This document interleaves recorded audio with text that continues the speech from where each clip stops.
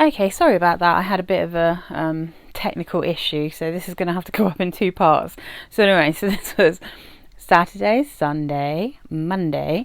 Tuesday, I was at home again. So I broke out something that I bought on eBay. You can also still get this on Amazon, even though it's discontinued.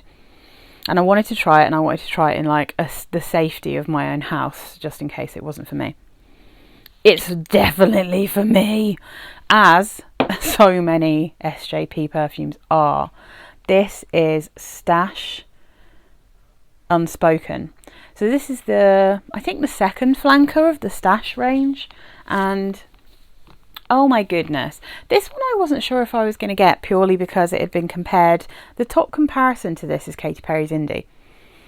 Now I can to a certain extent see what they mean by that, although this to me doesn't smell quite as musky, and it doesn't smell quite it doesn't smell like coconut to me, which I know not everyone gets that with Indie, but Indie I think smells a lot like a lot of other perfumes. This one, there's something different about this.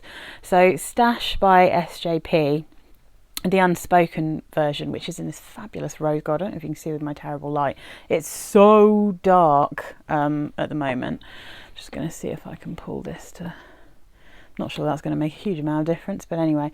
So the notes in this absolute beaut. Main notes are... Oh, main notes, that's according to votes. Let me just get this right. Top notes, quince, pink pepper. Middle notes, honeysuckle, peony and wisteria. Base notes, tonka bean, sandalwood, musk and olibanum. And this is a tonka bean bomb. This is a sweet, slightly powdery, beautiful, slightly fruity honeysuckle sandalwood. Like, it's so lush. It's so comforting and beautiful. I wouldn't have been able to wear this when it was any warmer because it's very, very sweet. The easiest one to wear, I think, is probably the Privé, because the Privé is kind of a little bit like this one, but it's like, it's a bit more tangy. There's more fruit, there's more quince. It's like not as sweet. It's a bit brighter, a bit fresher. This is sweeter than the original Stash, but because it's got that sandalwood in, it still retains a little bit of the vibe, and because of the olibanum and the pepper as well, there's a slight spice to it. But oh wow, it is lovely.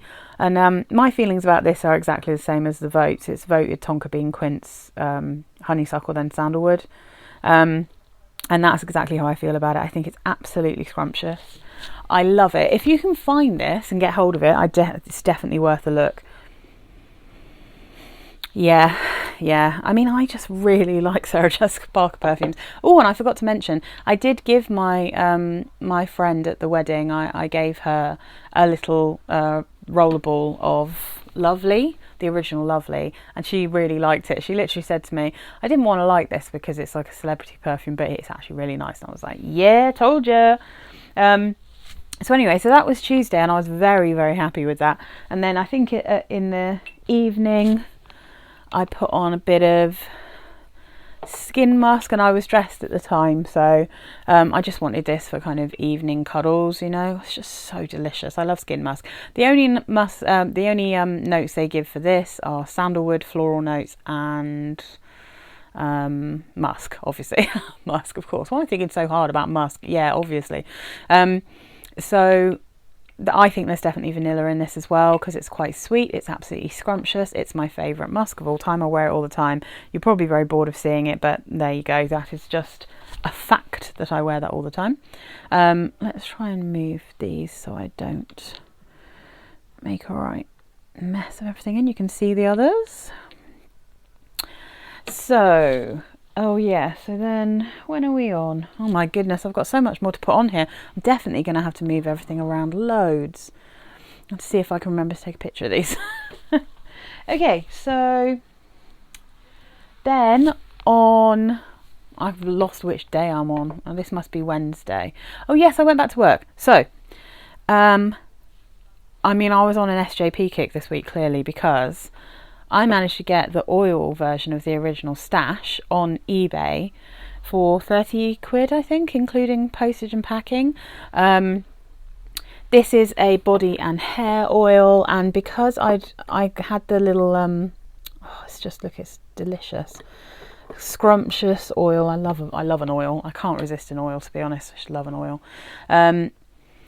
So I had, and have, I should say, because I actually had 2 of them in the end. Well, I first got the little elixir perfume that was, I think, like 4.5 ml, and it comes in like a little cool test tube, but I fell in love with it. I fell hard. I didn't think I was going to, but I absolutely love it. I love this perfume, despite the fact that everything about it suggests that I wouldn't like it, because it's woody, it's unisex, leaning kind of masculine. It's got like all kinds of stuff in it that sometimes I really struggle with, but there's something about this that's so addictive, warm and cozy, and I absolutely love it. So I ordered myself another one of the little test tubes, and then I put one of them into I decanted it into this little guy, and just very badly stuck the stash thing on it, so I know what it is. It's just a little like 5 ml decant, so I can use it as a spray, because it's so annoying having to use it from what's basically a test tube. So the notes in this, top notes: black pepper, sage, grapefruit. Middle notes: atlas cedar, patchouli, pistachio and white ginger lily. Base notes: massoya wood, olibanum, vetiver and musk.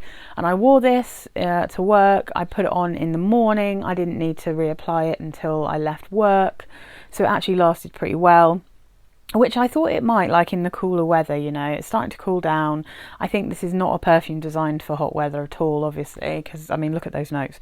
So I get the sage, I get pistachio. I actually get a gingery vibe, which I'm assuming is that ginger lily, right?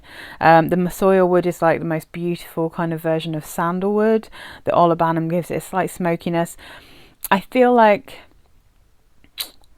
again, like it's more woody, more masculine, unisex, more kind of vintage smelling at the beginning, and then the more it dries down, the more you get that creamy pistachio. It gets really kind of soothing, slightly herbal, and I feel like this is kind of the perfume equivalent to me of sitting in a wood cabin with logs on the fire roaring away, and like drinking a lovely creamy drink and nibbling on pistachios. It's just heavenly. It's such a beautiful perfume. I absolutely love it. So yeah, I'm resisting also getting a big spray of it, because I'm scared that these are all going to sell out now, because obviously they've been discontinued, which is a real bummer, but if you can get hold of them, I think they're such incredible perfumes. I have all 3 and I like all 3. So let's see. Sorry if I just yelled then. Oh, I'm happy to break this baby out again. Oh, makes me very happy. Oxygene by Lanvin.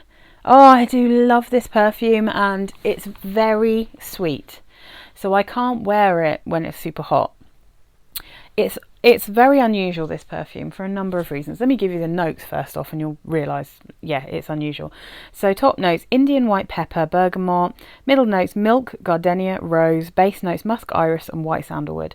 And I definitely get a bit of the iris. The pepper maybe in the top. It's not very peppery. I don't really like pepper in perfumes, generally speaking, so it's not peppery.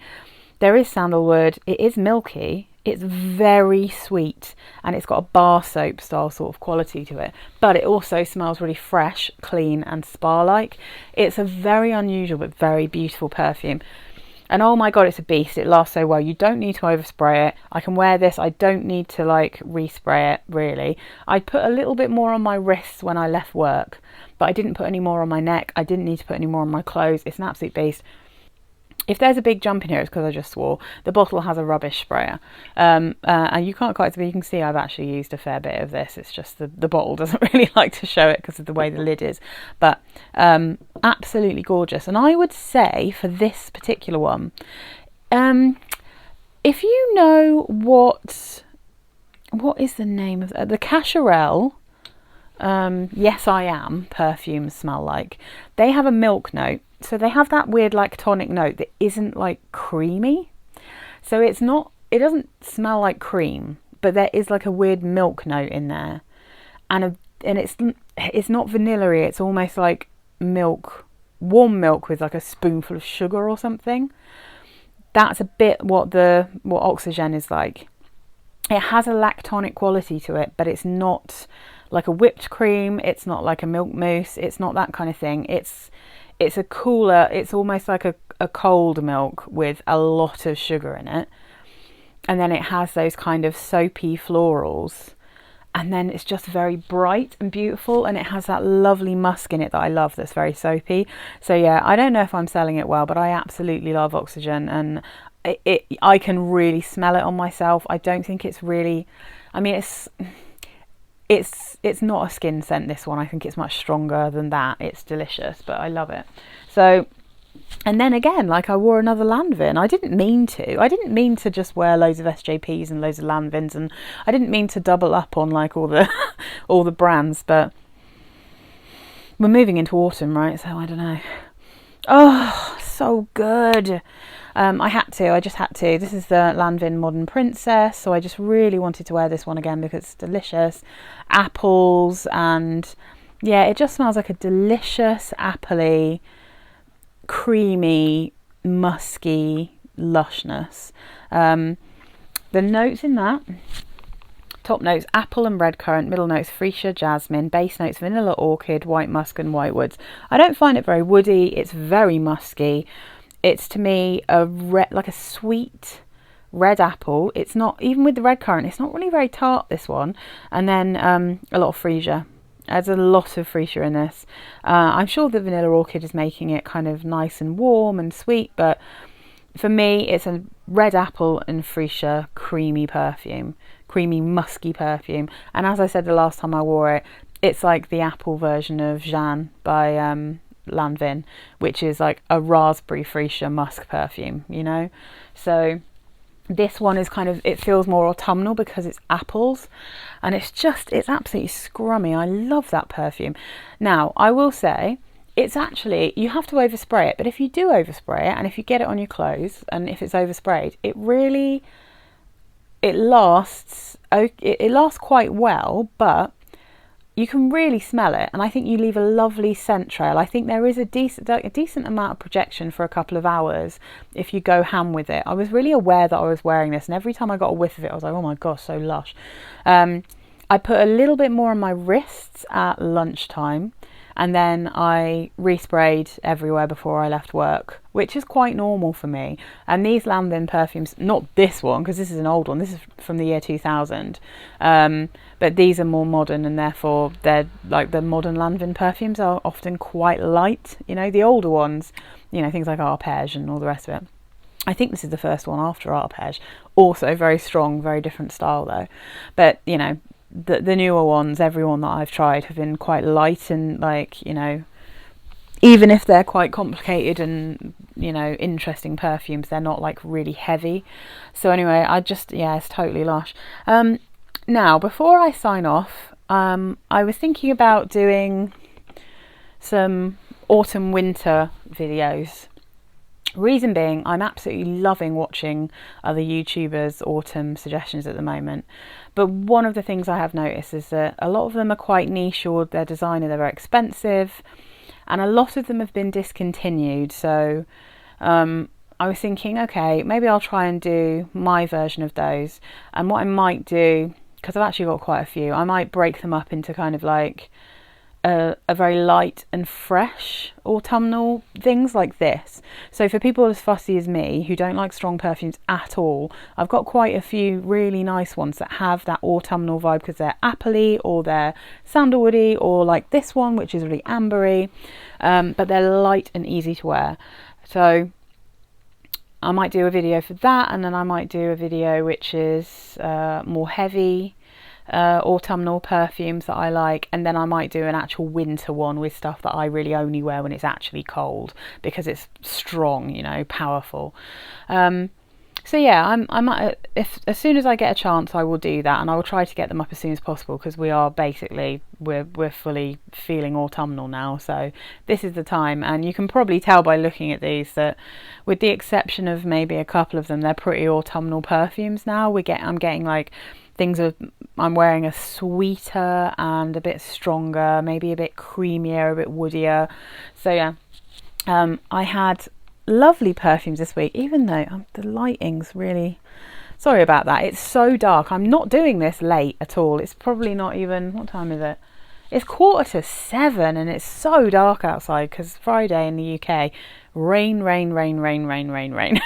So I got home and I closed my curtains and put my lights on immediately. Anyway, sorry that this is in 2 parts, but unfortunately, you know, things happen. I will have to try and cut out if I swore in this, which I'm pretty sure I did.